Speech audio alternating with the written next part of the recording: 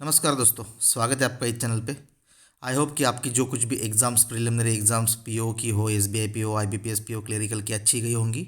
और शायद main exam भी होंगे, अच्छी गई होंगी। और आने वाली जो एग्ज़ाम्स है वो भी अच्छी जाएंगी और आपको जल्द से जल्द जॉब की अपॉर्चुनिटी भी मिल जाएंगी, ऐसी आशा करता हूँ। और दोस्तों, इस वीडियो में हम बात करेंगे बेसिकली NIACL का जो प्रिलिमिनरी एग्ज़ाम कंडक्ट कराया गया था उसके मार्क्स।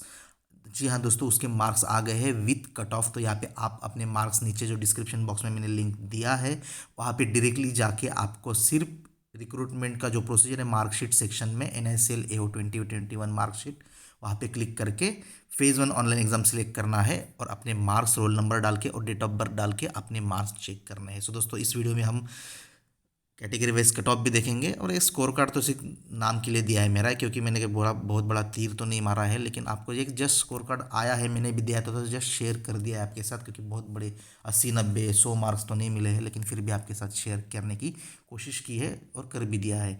सबसे पहले बात करेंगे दोस्तों एक्सपेक्टेड कट ऑफ जो हमने बताया था उसको 100% उसी के बेसिस पे ही कट ऑफ प्रेडिक्ट किया गया था, और सॉरी एग्ज़ाम दिया था और कट ऑफ प्रेडिक्ट हुआ था, उसके बेसिस पे लगभग सही साबित हुआ है और वो कट ऑफ यहाँ पे आपको देखने को मिलेगा। दोस्तों, ये एक्सपेक्टेड कट ऑफ हम तभी बनाते हैं जब हम एग्ज़ाम देते हैं, और तभी बनाना चाहिए क्योंकि अदर चैनल्स में आपको भी पता है कि जो एग्ज़ाम नहीं देता है वो बंदा भी एक्सपेक्टेड कट ऑफ बता देता है और वो एक्सपेक्टेड कट ऑफ में 5 मार्क्स इधर 5 मार्क्स उधर आ जाते हैं। लेकिन जब ये एग्ज़ाम हम खुद देते हैं तो हमें पता होता है कि एग्ज़ाम के लेवल क्या है, क्योंकि हम भी इसी फेस में थे आप जैसे जब एग्ज़ाम देते थे। तो इस वीडियोस की बहुत ज़्यादा ज़रूरतमंद कैंडिडेट्स को होती है, क्योंकि वो खुद को परखते हैं। लेकिन दोस्तों, अब एक बात करेंगे एक्सपेक्टेड कट ऑफ के बाद। ये कट ऑफ का वीडियो मैंने यहाँ पे डाला था और ये प्रेडिक्ट भी किया था, सब जैसे स्लाइड शेयर कर दी, क्योंकि बहुत दिनों के बाद मैंने वीडियो डाला है और वो अब कट ऑफ लगभग 95 to 99% वो कट ऑफ प्रेडिक्शन सही साबित हुई, इसलिए ये वीडियो पुटअप कर रहा हूँ आपके सामने। दोस्तों, कैटेगरी वाइज कट ऑफ हम सबसे पहले यहाँ पे देखेंगे, जो यहाँ पे दिया है SC कैटेगरी का 64.50, ST का 58.75, OBC का 68.25, EWS का 68.75, UR का 73.75, HI का 41.75, OC 61, VI 63.75 एंड IDMD 20.50। तो यहाँ पे section wise minimum qualifying marks भी थे दोस्तों। SC ST OBC PWD के लिए अलग थे और EWS के लिए और UR के लिए अलग थे। इंग्लिश के लैंग्वेज के लिए SC ST OBC PWD 11, reasoning के लिए 2.25, क्वान्टिटेटिव एप्टीट्यूड। ये सेक्शनल कट ऑफ क्लियर करना जरूरत है और लगभग इस सभी बंदों को ये मिल जाते हैं, ये इतनी बड़ी बात नहीं होती है सेक्शनल कट ऑफ क्लियर करना। सिर्फ यहाँ पे EWS और UR कैंडिडेट्स के लिए थोड़ा चैलेंजिंग हो जाता है, क्योंकि लगभग 2 2 3 3 मार्क्स उसका इजाफा उसमें हो जाता है। इंग्लिश में ये लगभग यहाँ पे 14.5 मार्क्स का था, क्योंकि इंग्लिश सेक्शन ईजी था।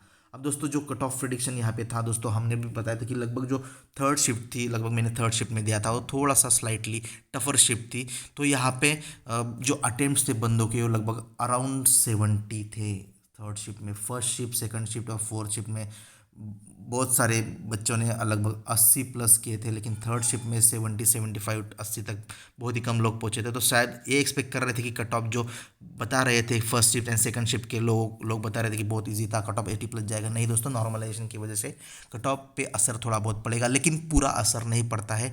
जो बंदे first second shift third shift में से फोर्थ शिफ्ट में आ गए होंगे, शायद उनको थोड़ा बहुत भी एक ड्राइविंग फोर्स मिल जाता है, 1 2 मार्क्स का भी हो, लेकिन 1 2 मार्क्स में यहाँ पे लगभग 10 10 20 20 हज़ार बच्चे होते हैं। सो दोस्तों, ये भी इंपॉर्टेंट आता है कभी कभी, ये आपके नसीब में भी होना चाहिए, नसीब वाले का नसीब का भी पार्ट होता है। दोस्तों, ये सिर्फ शेयर करने के लिए दिया आपको। टोटल मार्क्स तो यहाँ पे आपने देखे होंगे 63 बहुत बड़े नहीं, बहुत कम मार्क्स, क्योंकि ये तो मेरे बैंकिंग में जब मैं स्टार्ट किया था तभी भी नहीं आते थे इतने कम मार्क्स, उससे ज़्यादा आते थे। लेकिन फिर भी आप देख सकते हैं यहाँ पे इंग्लिश का सेक्शन था, इतने ज़्यादा मार्क्स आपको देखने को मिल रहे हैं, लेकिन 30 में से 30 बहुत बंदे को हुआ, क्योंकि इंग्लिश सेक्शन बहुत ईजी था। क्योंकि मुझे फर्स्ट टाइम इतने ज़्यादा मार्क्स मिले, लगभग इसी इसका मतलब यही है कि इंग्लिश सेक्शन ईजी था। Reasoning ability 20.75 and quantitative maximum 16। Quantitative aptitude थोड़ा लेंदी हो गया था, क्योंकि इसका जो लेवल था बहुत अच्छा था, मैंने देखा था। शायद ऐसा भी मुझे लगा था कभी कभी कि बहुत दिनों के बाद एग्ज़ाम दे रहा हूँ तो शायद मुझे गलत एनालिसिस भी हो सकता है, लेकिन ऐसा नहीं होता है दोस्तों।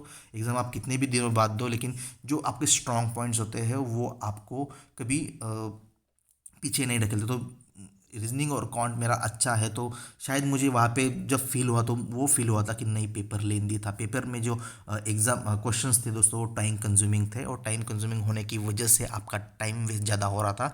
और जो 5 5 मार्क में वो miscellaneous type exam, sorry not miscellaneous, जो 2-2 मिनट में सॉल्व करने वाले जो सिंप्लीफिकेशंस हैं वो थे, वो ज़्यादा नहीं थे। आपको 15 मार्क्स के लगभग न्यूमेरिकल्स आ गए थे थर्ड शिफ्ट में, तो इसी की वजह से थोड़ा जो थर्ड शिफ्ट था वो स्लाइटली टफर हो गया था अदर शिफ्ट्स के अकॉर्डिंगली, क्योंकि क्वांटिटेटिव एप्टीट्यूड ही ऐसा सेक्शन है जहाँ पे बच्चों को थोड़ा सा पीछे ढकल देते हैं। रीजनिंग में तो वो पजल्स में कवर कर लेते हैं, लेकिन क्वांटिटेटिव एप्टीट्यूड में भी उनका मिसलेनियस पार्ट जो जिसे हम न्यूमेरिकल्स कहते हैं 15 मार्क्स के जो आ गए थे 15 मार्क्स के, उसमें थोड़ी बहुत दिक्कतें थी, क्योंकि क्वेश्चंस रीडिंग के लिए 2-2 3-3 सेंटेंस का सवाल था और ऑप्शंस भी स्लाइटली टफर थे, क्योंकि गेस वर्क के लिए भी थोड़ा टाइम लगता था, इसलिए थोड़ा यहाँ पे मेरे ख्याल से क्वांटिटेटिव एप्टीट्यूड टफ आया था। लेकिन फिर भी आप लगभग इसमें 20 या 22 अटेम्प्ट कर सकते थे विथ 100% एक्यूरेसी, ऐसा मुझे लगता था, क्योंकि मैंने यहाँ पे लगभग 18 अटेम्प्ट किया था, यहाँ पे लगभग 22 किए थे और लगभग यहाँ पे 30 किए थे।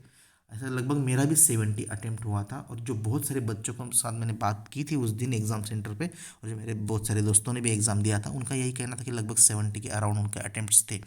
सो दोस्तों ये रहा इस एग्ज़ाम का। लेकिन जो आने वाले एग्ज़ाम से दोस्तों मैं आशा करता हूँ कि जल्द ही आपको सक्सेस मिलेगा, और जो कुछ भी बंदा कहीं भी सिलेक्शन होता है तो प्लीज़ मुझे कमेंट करके ज़रूर बताइएगा, क्योंकि आपकी खुशी में ही हमारी खुशी छुपी हुई है। तो दोस्तों best luck for the upcoming results and thank you for watching this. जल्द ही ऐसा कुछ टॉपिक्स आता है तो मैं जल्द ही आपके साथ शेयर करने की कोशिश करूँगा, क्योंकि थोड़ा मैं अब बैंकिंग सेक्टर से थोड़ा अब कम जुड़ पा रहा हूँ, तो एग्ज़ाम्स देने थोड़े से कम कर दिए हैं। थोड़े अब जॉब अपॉर्चुनिटीज़ मेरे पास है तो मैं एग्ज़ाम्स नहीं दे रहा हूँ, तो शायद उसी की वजह से वीडियोस कम आ रहे हैं। लेकिन डेफिनेटली जब भी मैं कोई एग्ज़ाम दूंगा, जब भी कोई उसका तो रिव्यू, उसका जेन्यून रिव्यू मैं डेफिनेटली आपके साथ शेयर करता रहूँगा, क्योंकि मेरे चैनल जो बेसिक स्ट्रक्चर है इस चैनल का वो जेन्यूनेस है, क्योंकि जेन्यून रिव्यू, जेन्यून एनालिसिस ही मैं यहाँ पे प्रोवाइड कराता हूँ, ना ही किसी से व्यूज़ पाने के लिए और ना ही किसी और कोई मंशा रख के यहाँ पे वीडियोस बनाता हूँ। सिर्फ एक ही मोटिव है कि मेरे जैसे बहुत सारे बंदे थे जब मैं बैंकिंग सेक्टर के एग्ज़ाम देने स्टार्ट हुआ, तो उनको बहुत ज़्यादा अवेयरनेस नहीं थी, बहुत ज़्यादा जेन्युइन रिव्यूज़ नहीं मिलते थे, तो उनको मेरे अंदर मुझे जो फील हुआ करता था, तो वो बहुत सारे बंदों को फील, मेरे जैसे बहुत सारे लोग आपके साथ आप जैसे होंगे, तो उनकी मदद करने के लिए ये मैंने यूट्यूब चैनल जस्ट एक दिन दिमाग आया था उस दिन स्टार्ट किया था, अदरवाइज इसके लिए कोई मोटिव नहीं है। सो दोस्तों best luck for the upcoming results and thank you for watching this. Have a nice day, have a lovely and have bright future ahead. Good bye.